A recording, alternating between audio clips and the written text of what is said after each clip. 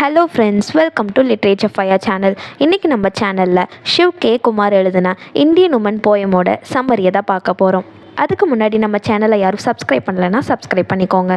இப்போது போயமோட ஒரு குட்டி இன்ட்ரோ பார்த்துடலாம். இந்த இந்தியன் உமன் போயமை Indian writer Shiv K Kumar தான் எழுதியிருக்காரு. இந்த poem cobwebs in the sun அப்படிங்கிற கலெக்ஷன் ஆஃப் பொயட்ரியில் தான் பப்ளிஷ் ஆகிருக்கு. 1974 பப்ளிஷ் ஆகிருக்கு.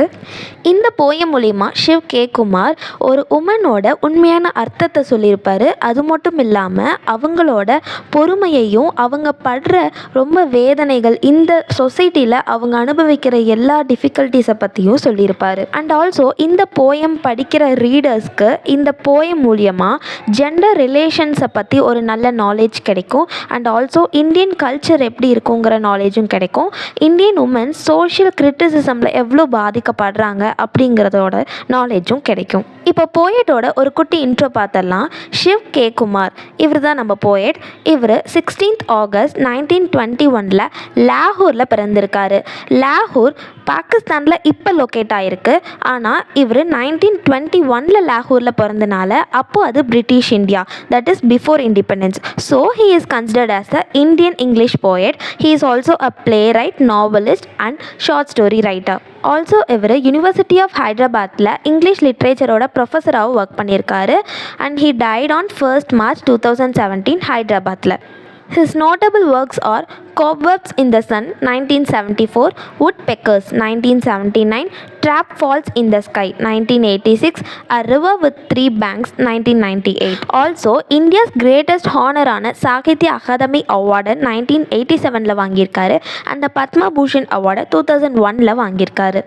So now let's get into the poem Indian Woman. In this triple baked continent, women don't etch angry eyebrows on mud walls. இங்கே triple baked அப்படின்னா ஒரு 3 சர்க்கம்ஸ்டன்சஸை poet குறிப்பிடுறாரு. ஃபர்ஸ்ட் ஆஃப் ஆல் ட்ரிபிள் அப்படின்னா 3, packed அப்படின்னா யூஸ்வலாக நம்ம எதை பேக் பண்ணுவோம்? கேக்கை பேக் பண்ணுவோம், பிஸ்கெட்ஸை பேக் பண்ணுவோம். அப்போனா பேக் அப்படின்னா ஹீட் பண்ணுறது ஆர் குக் பண்ணுறது. அந்த மாதிரி ஒரு பெண்ணானவள் இந்த 3 சூழ்நிலைகளையும் கடந்து சுட்டெரிக்கப்படுறா அப்படின்னு சொல்கிறாரு. அது என்னென்ன சூழ்நிலைன்னு பாருங்கள். Sun, sex, poverty. முதல் விஷயம், சூரியனால் ஒரு பெண்ணானவள் சுட்டெரிக்கப்படுறா. எப்படின்னா இந்த மாதிரி ரூரல் வில்லேஜஸில் தண்ணி பிடிக்கிறதுக்காக குடத்தை தூக்கிட்டு ரொம்ப மைல் தூரம் நடந்து போவாங்க. அப்போது சன்னால் சுட்டெரிக்கப்படுறா. ஆல்சோ சன்னுனா சூரியனை மட்டும் இங்கே சொல்லலை, நெருப்பையும் சொல்கிறாங்க. அதாவது அடுப்பில் சமைக்கும்போது, விறகடுப்பில் சமைக்கும்போது நெருப்புனாலையும் அவள் சுட்டெரிக்கப்படுறா. இந்த செகண்ட் ஒன் செக்ஸில் ஒரு இந்தியன் உமன் ரொம்பவே சுட்டெரிக்கப்படுறா. அவள் வில்லிங்காக இல்லாதப்போ கூட செக்ஸ்னால் சுட்டெரிக்கப்படுறா. அண்ட் ஆல்சோ செக்ஸுங்கிறது ஜெண்டரையும் குறிப்பிடுது.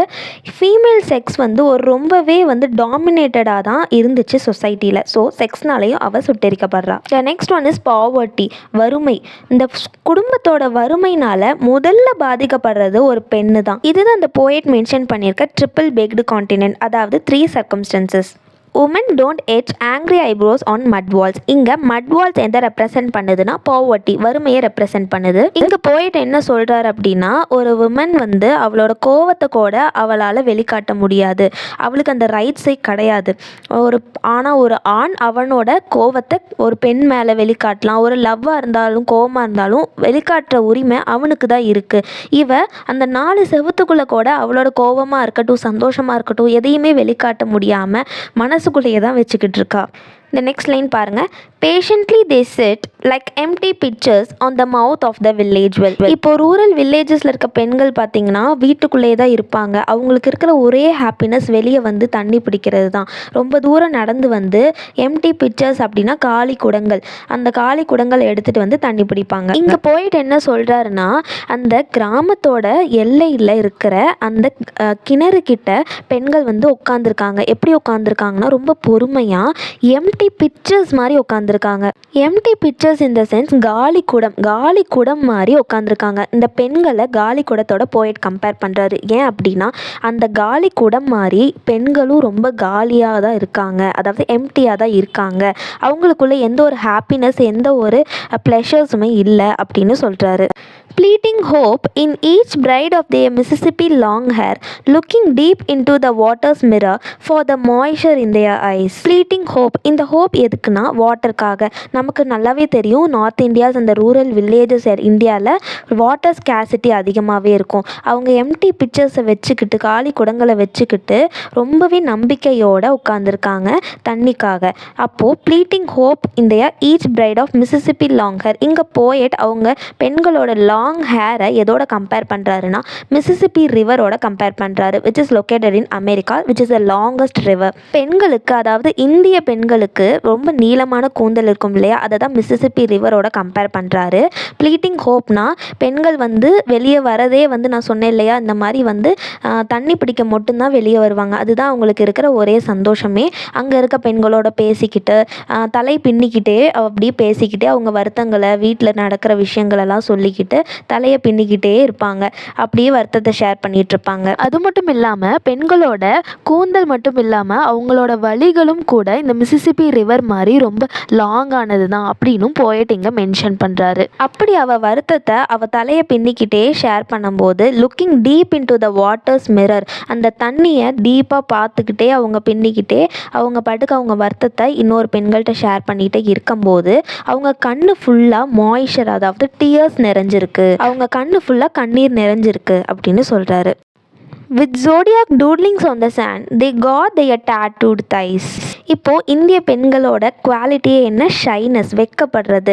அதுதான் அவங்களோட ஒரு ஃபார்ம் ஆஃப் லவ்னே சொல்லலாம். அவங்க எக்ஸ்ப்ரெஸ் பண்ணுற விதமே வெட்கம் தான். அதை தான் போயிட்டு இங்கே சொல்லியிருக்காரு. With zodiac doodlings on the sand அப்படின்னா வெக்கப்பட்ட பெண்கள் என்ன பண்ணுவாங்க, காலை வச்சுட்டு கீழே மண்ணில் ஏதாவது அப்படியே டூடில் பண்ணுவாங்க இல்லையா, அதாவது வரைவாங்க இல்லையா, அதை தான் இங்கே சொல்கிறாரு. And also they got their tattooed thighs. Indian உமனோட ஒரு கல்ச்சராக என்ன இருந்தது அப்படின்னா, அவங்க ஹஸ்பண்ட் பேரையோ இல்லை ஏதாவது ஒரு டூட்லிங்ஸையோ அவங்க தைஸ்லேயும் கை கால்களையும் நிறைய டேட்டூஸ் போட்டிருப்பாங்க. அந்த டேட்டூ எதை ரெப்ரசன்ட் பண்ணுன்னா பிலாங்கிங், அதாவது அவங்க ஹஸ்பண்ட் பேரை பச்சை குத்திருக்காங்க இல்லையா, இவங்க அவங்க ஹஸ்பண்டுக்கு தான் சொந்தமான ஒரு பெண் அப்படின்னு சொல்லி. எந்த ஆண்களையும் நான் பார்க்க மாட்டேன், எந்த ஆண்களும் என்னையும் பார்க்கக்கூடாது, நான் யாருக்கும் சொந்தம் இல்லை, என் கணவருக்கே நான் சொந்தம், இந்த மாதிரி ஒரு அர்த்தம் தான் இந்த கல்ச்சர். அவங்க டேட்டூடு தைஸை ரொம்பவே பாதுகாப்பாக பார்த்துக்குவாங்க அப்படின்னு சொல்கிறாங்க. இந்த 2 லைனில் நம்ம இந்தியன் கல்ச்சரை பற்றி நம்ம போயட் மென்ஷன் பண்ணியிருக்காரு. Waiting for their men's return till even the shadows roll up their contours and are gone beyond the hills. அது மட்டும் இல்லாமல் பெண்கள் எவ்வளோ நேரம் வெயிட் பண்ணுறாங்களாமா, நைட்டு, அதாவது ஷேடோஸ், டார்க்னஸ் வர்ற வரைக்கும் வீட்டு திண்ணையிலேயே உட்காந்துக்கிட்டு வெயிட் பண்ணுறாங்க. யாருக்காக? அவங்களோட ஹஸ்பண்ட்ஸ்க்காக. குடும்ப சூழ்நிலை பாவர்ட்டினால் அவங்க ஹஸ்பண்ட்ஸ்லாம் ஹில்ஸுக்கு, மலைகளுக்கு தாண்டி ரொம்ப தூரமாக வேலைக்கு போயிருக்காங்க. அவங்க வர வரைக்கும் அந்த மென்ஸோட ரிட்டர்ன்ஸ்க்காக இந்த ஒய்ஃப் எல்லாமே நைட் ஆனாலும் பரவாயில்லன்னு அவங்களுக்காகவே காத்திருக்காங்க. இந்த பெண்ணோட லவ் பார்த்தீங்களா, என்ன தான் அவங்க சஃபரிங்ஸ் ஃபேஸ் பண்ணாலும், ஃபேமிலி பாவர்ட்டி இருந்தாலும் அவங்க அதெல்லாம் காட்டிக்காமல் நைட்டு வரைக்குமே அவங்க ஹஸ்பண்ட்ஸ்க்காக வெயிட் பண்ணுறாங்க. அது மட்டும் இல்லாமல் அவங்க டேட்டோடு தைஸை காட் பண்ணிக்கிறதுலையுமே தெரியுது நம்ம இந்தியன் உமன் அவங்க ஹஸ்பண்ட் மேலே எவ்வளோ லவ் வச்சுருப்பாங்க, அவங்க லவ் எவ்வளோ பியூர் அப்படிங்கிறத இந்த லைன்ஸில் நம்ம போயிட் சூப்பராக எக்ஸ்ப்ரெஸ் பண்ணியிருக்காரு. இந்த போயமில் 3 தீம்ஸ் வருது. உமன்ஸ் சஃபரிங்கை பற்றி சொல்லியிருக்காங்க. ஒரு பெண் எவ்வளோ சஃபர் ஆகிறா இந்த சொசைட்டியில், மேல் டாமினன்ட் சொசைட்டியில் எவ்வளோவே சஃபர் ஆகிறா அப்படின்னு. இன்னொன்று உமன்ஸ் ரெஸ்பெக்ட், ஒரு பெண்ணானவள் எவ்வளோ அவமானப்படுத்தப்படுறா, அவளை எவ்வளோ மதிக்கணும் அப்படிங்கிறத பற்றியும் இங்கே சொல்லியிருக்காங்க. உமன்ஸ் லவ், என்ன தான் அவள் சஃபரிங் ஃபேஸ் பண்ணாலும் அவளோட லவ் எவ்வளோ பியூரானது அப்படிங்கிறத இந்த போயம் மூலிமா நம்மளால் தெரிஞ்சுக்க முடியுது. That was the end of the poem Indian Woman.